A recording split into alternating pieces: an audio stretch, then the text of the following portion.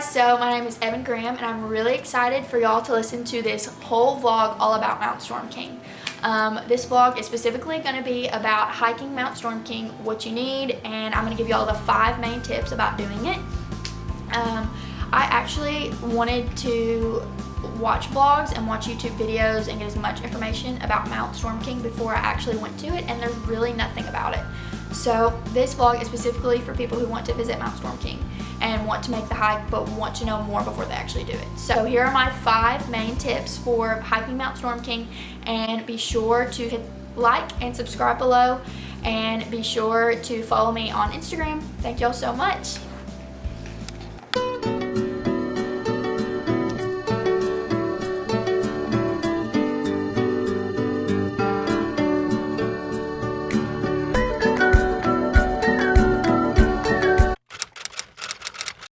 Number 1 is we have weather. The main reason I picked Mount Storm King was because I wanted the view. I wanted the main picture that you find on Pinterest of the rock and the huge gorgeous lake. But weather does its own thing, obviously, and so unfortunately I was not able to get that picture. I was not able to get exactly what I wanted out of it, but you know, that's fine. I got a really cool experience out of it in the end. So the number 1 thing is, I would say you need to check the weather before you get started. It is not the type of hike that you need to do in a storm. If you want to stay in the trees, then like within the tree line, then that's fine. But if you're going to try to go up to the very top, you do not need to be doing it when it's storming. We did it when it was like kind of sprinkling. It was kind of raining. I was kind of nervous about going up to the top anyway, because we couldn't see the top of the mountain. All we could see was the cloud bank. And so I was really nervous about that anyway, but I was hoping that maybe if we got to the top that, you know, the clouds would break and we could see the trees surrounding the lake and like the tips of the mountains beside us. And so it would kind of be like we were standing on top of the clouds. So that's what I was hoping it would be like when we got up to the top, but that was not the case. We got to the top and it was completely blank. You could not see the lake at all. You could barely even see the trees down below you. So that was kind of sad, but it was really cool to be able to come up to the top and we were literally in a cloud. The hike itself was pretty hard, but it was fine with the weather that we had. So number 1, check the weather and figure out if you really want to go up to the top just to see a cloud. It's a hard hike, so figure that out before you start that climb. And be sure not to go up there in a storm. Let's see. Number 2, you need to figure out about your clothes.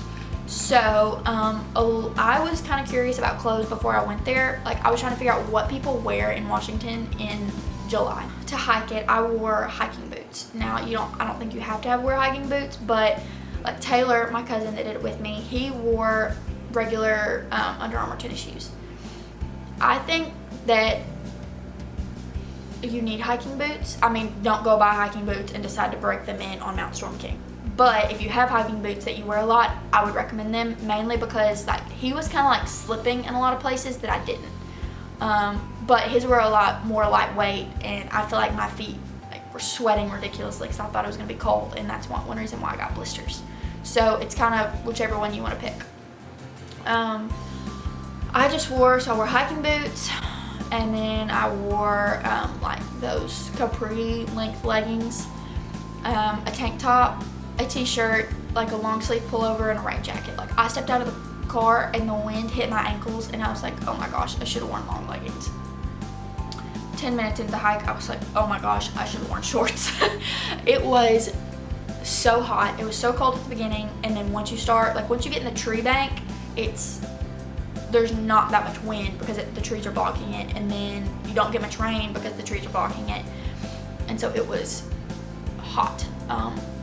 You're going straight uphill the whole time, so I got really hot really fast. So that's what I would recommend on clothes wise. Taylor just wore shorts and like a pullover. Number 3 is what you need to pack for the trip. Specifically for the hike, I'll tell you exactly what I took, exactly what I filmed with, and exactly how I did everything. So To film the actual hike itself, I did it with a GoPro Hero 7 Black, and I just had one of the little sticks that you get with it.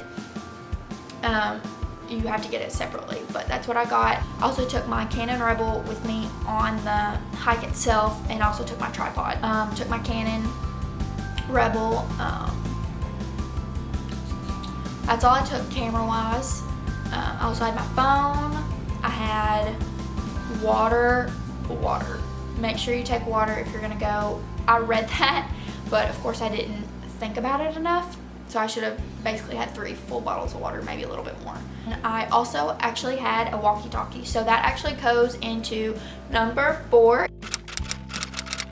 is communication. So I'm gonna give y'all a little bit of the rundown on service. You don't have any. When it comes to cell phone service, you don't have much at all. At Mount Storm King at the ranger station, I had 3G, and I probably had like 2 or 3 bars. And I know I had 1 bar at the very top of Mount Storm King, and I have Verizon. Taylor has AT&T, and he didn't have service really at all there. So I had read that before I left, so I got walkie-talkies. They're just Midland and walkie-talkies, and so I got those, and I just got 2, and I left one with my grandpa that was in the truck down at the bottom, and then we were going up to the top.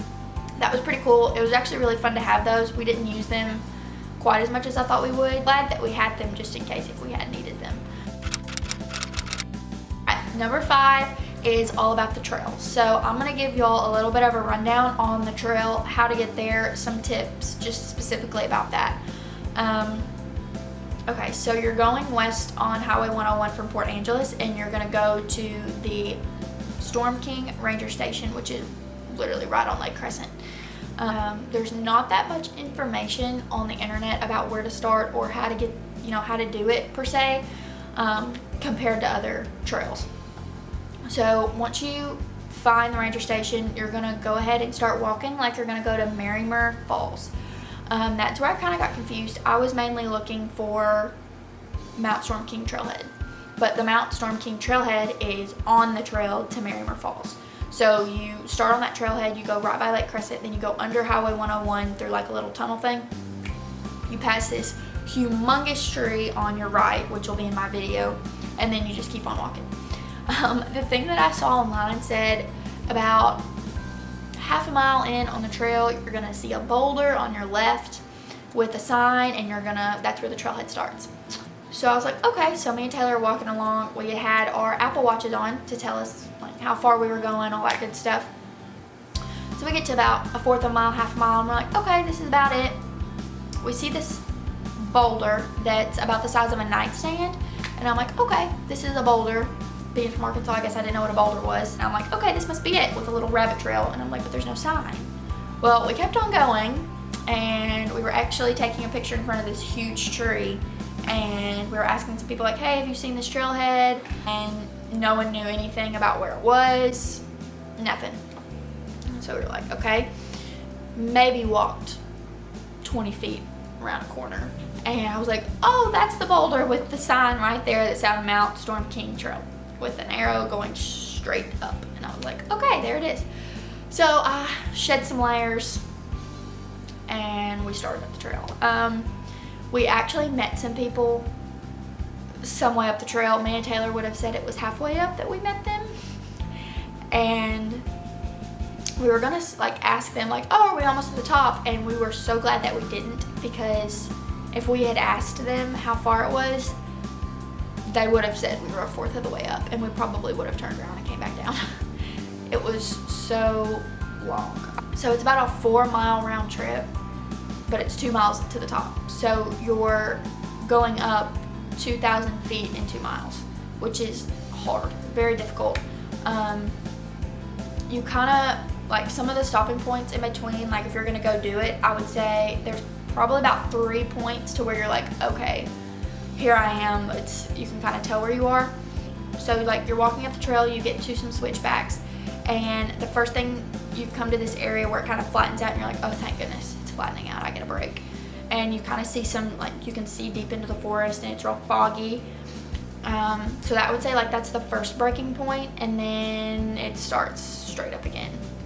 And you'll get up to the top and you finally see this one point where it's the switchbacks have kind of like stopped just for like one little point, and it's kind of just like straight across a little bit, and there's a lookout point. And we were in the straight clouds, but I know if we hadn't been in the, you know, if we hadn't been up in the clouds, you could see the lake from there. And from that point, that's where Taylor got really excited, and he was like, oh my gosh, we're almost to the top. And he just starts bolting up the hill, and I'm like, oh my gosh, there's no way I can keep up with him. So that was mainly the second point. Once you get to that point, you're really close to the top, or at least to the part where it says end of maintained trail. That means exactly what it says. It's the end of where the park rangers will actually take care of the trail. So if there's something that were wrong, or if a tree were to fall or anything, like the park rangers take care of it, of that specific trail. They don't take care of it past that point. So that's kind of where you have to take more precautions, because it's not maintained. It's not looked over at all. The only really people that look over that are the hikers themselves. So that's kind of where it gets a little sketchy. That's when the rope starts. So you're gonna go like straight uphill. You could probably do it if it was like if the sun had been shining and it was real dry, but it's normally, like from the way it looks like it's muddy most of the time, and the gravel's real loose. So that's one reason why they have the ropes. When I was looking at the vlog before, they didn't really talk about the ropes very much. They like showed people going up the ropes, but they didn't say anything about how many ropes there actually were. Really, like 10 sections of ropes. So like 10 ropes that are attached to trees. So it goes from like bush to tree to tree to tree to tree to tree. And it continues all the way till you get out of the tree line. And then once you get to where the tree line stops, that's when it's just straight rocks and it's just a ridge. That's when you need to be the most careful. I mean, if you're dumb and you're gonna go running across this ridge, yeah, you can seriously hurt yourself and fall off the cliff. Like, it's a very big possibility. But I mean, there wasn't one time when we were up on that ridge that one of us lost our footing. Like, there wasn't one time where one of us slipped and kind of fell a little bit. Like, we were very cautious. It took me a while to actually stand up on that big rock. I mean, once you get your footing down, like it's really not that bad, but it is scary. Like, there is a straight cliff. Like, if I were to fall straight backwards, there's no telling how far down it would be. But I mean, like I said before, if you're dumb and not cautious, then yeah, you can seriously get hurt. But if you are cautious, there's really nothing wrong with it. There's nothing. It's scary. You need to be adventurous to do it, but it's really not too bad. You just be cautious, be safe. Do not go alone. I would say that. Don't go alone. So I'd say those are the main 5 tips. Overall, it took us about an hour and a half to get up, 30 minutes up there, 45 minutes to get back down. It's about a 2,000 foot elevation gain over 2 miles. It's about a 4-mile hike round trip. Take lots of water, and I hope y'all enjoy this video. Thanks for watching.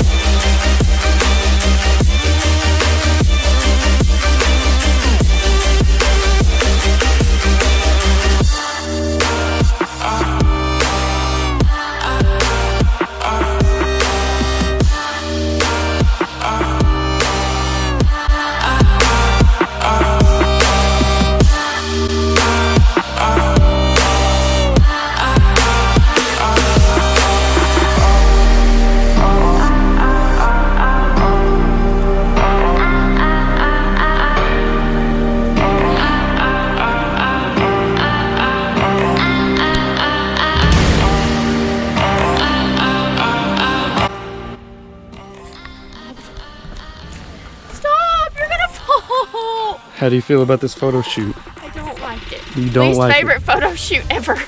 What's wrong with it? That is what's wrong with it. This is what's wrong with it?